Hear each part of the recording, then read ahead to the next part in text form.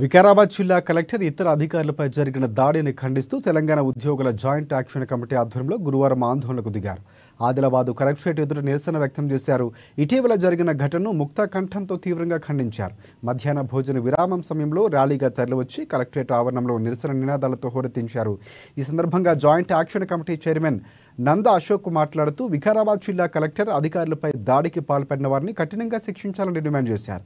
విధి నిర్వహణలో ఉన్న అధికారులపై దాడులు చేయడం హేయమని, ఆ దుశ్చర్యను జేఏసీ తరఫున తీవ్రంగా ఖండిస్తున్నామని తెలిపారు.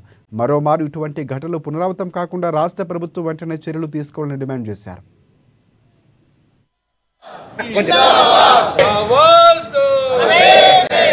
రాష్ట్ర JAC employees and teachers, pensioners, workers కేంద్ర సంఘం పిలుపు మేరకు ఈరోజు జిల్లా ఎంప్లాయీస్ జేఏసీ ఆధ్వర్యంలో జిల్లా కలెక్టర్ ప్రాంగణంలో లంచ్ అవర్ డెమోన్స్ట్రేషన్ భోజన విరామం సమయంలో చేయడం జరుగుతుంది. ముఖ్యంగా మొన్న జరిగిన సెగచల్రా ఇన్సిడెంట్ ఏదైతే ఉన్నదో అదొక హేయమైన చర్య, పాశవికమైన చర్య. సభ్య సమాజంలో మరి తలదించుకునే పరిస్థితి ఏర్పడ్డది. స్వయంగా ఒక జిల్లా పాలనాధికారి ప్రతీక్ జైన్ గారిని మరియు ఇతర సిబ్బందిని మరి దుండగులు దాడి చేయడము, మరి ఇటువంటి సమాజంలో మరి నిజంగా ఇలా మనము ఏ ప్రజాస్వామ్యంలో ఉన్నామనేది మరి ప్రశ్నించుకోవాల్సిన అవసరం ఉంది.